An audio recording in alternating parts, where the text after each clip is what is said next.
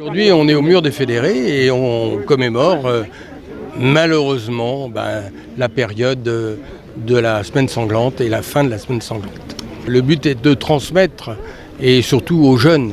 Donc à la fois on honore les communards pour leur héroïsme, leur courage, leur esprit de résistance, pour ce qu'ils ont porté pendant 2 mois et quelques jours, et puis parce qu'ils ont été réhabilités enfin par l'Assemblée nationale en novembre dernier, et parce que on a besoin des idéaux de la Commune de Paris aujourd'hui. Et surtout, ce qui me frappe, c'est que justement, il y a eu cette rencontre de Louise Michel avec les Kanaks, où elle a essayé de les comprendre. Et ça, dans l'histoire coloniale, c'est quelque chose d'assez unique. Parce que quand on sait qu'au moins 20 000 morts sont morts en une semaine et qu'on a arrêté de tuer les gens à Paris parce que les égouts refluaient du sang, est-ce qu'on se rend bien compte de quoi on parle ? On a du mal à se souvenir qu'il y a peu de temps, finalement, la répression était terrible dans les rues de Paris, quand on voit les gens qui ont été tués. C'est important aussi qu'on le transmette à nos enfants, et qu'on continue à se bagarrer. C'est sûr que surtout dans un moment comme ça, où les forces d'en face sont en train de se coaliser très fortement, je pense que nous aussi, on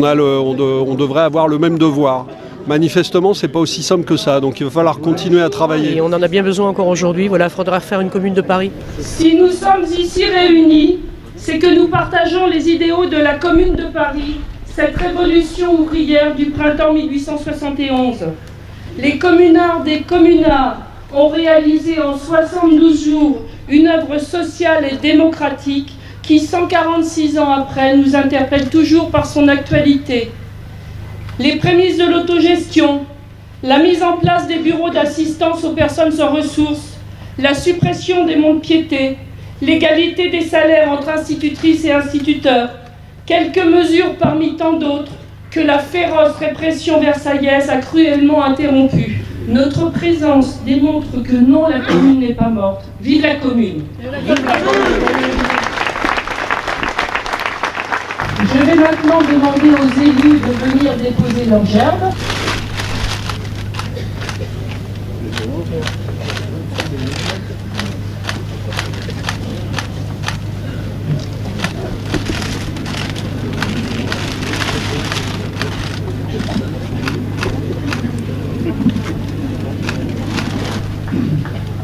Chers camarades, nous nous retrouvons aujourd'hui devant ce mur hautement symbolique qui incarne la commune de Paris de 1871. Bienvenue à tous les drapeaux qui accompagnent aujourd'hui ce drapeau rouge qui fut celui de la commune, celui de toutes nos montées. C'est ici que s'est joué un des derniers actes de la semaine sanglante. Le 27 mai 1871, les derniers défenseurs retranchés au Père-Lachaise sont faits prisonniers et abattus.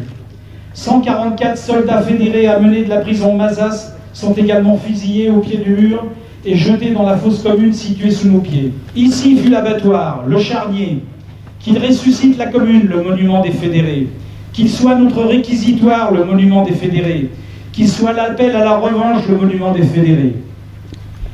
Il est donc naturel que ce soit ici et dans ce lieu emblématique que les communards revenus d'exil vont instituer en 1880, dès le cortège inaugural, le rituel de la montée au mur. Le mur devient avec le temps le lieu par excellence de l'unité ouvrière, où l'on vient en masse pour rappeler que l'avenir est aujourd'hui comme hier, du côté de ceux qui luttent pour leur émancipation.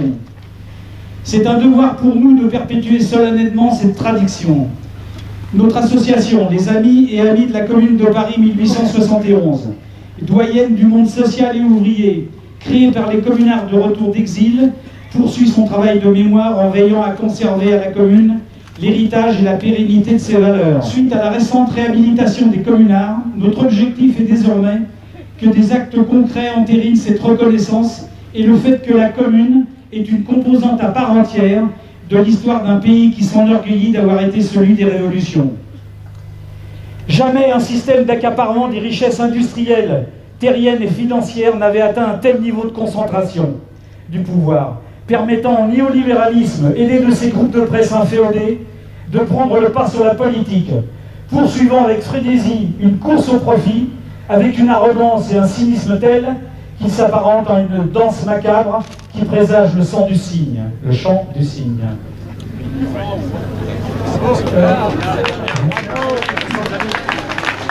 Dans un paysage politique et social incertain, nous nous retrouvons devant le mur des fédérés, au lieu de rituels politiques majeurs, mythes indéracinables, témoins de tant de luttes sociales et baromètres de l'ambiance politique du pays, chaque fois que la République s'est trouvée en danger. Qu'advienne le temps des cerises. La commune n'est pas morte, vive la commune!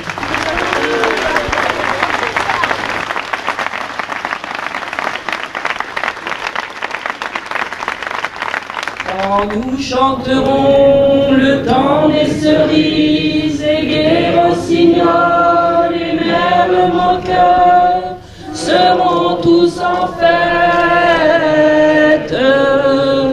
Les belles auront la folie en tête et les amoureux du soleil au cœur. Quand nous chanterons le temps des cerises, sifflera bien mieux le merle moqueur.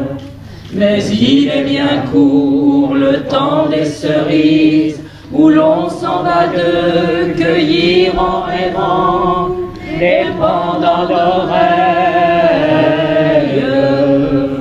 Et Dame Fortune, en mettant offerte, ne pourra jamais fermer ma douleur. J'aimerai toujours le temps des cerises et le souvenir que je garde au cœur.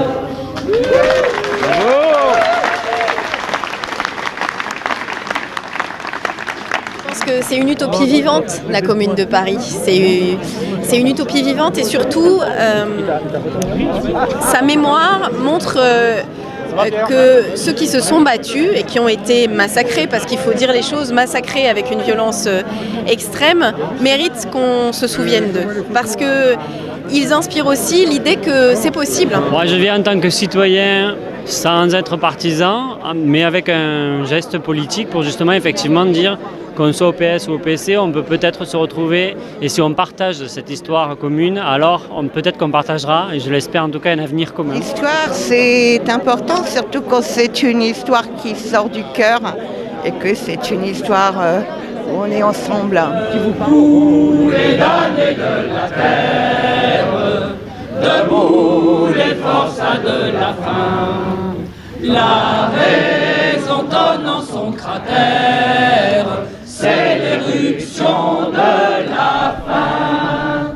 Du passé, faisons table rase, fous l'esclave debout, debout. Le monde va changer de base, nous ne sommes rien, soyons tout. C'est la lutte finale, groupons-nous et demain, l'international sera le genre humain. C'est la lutte finale, groupons-nous et demain, l'international sera le genre humain.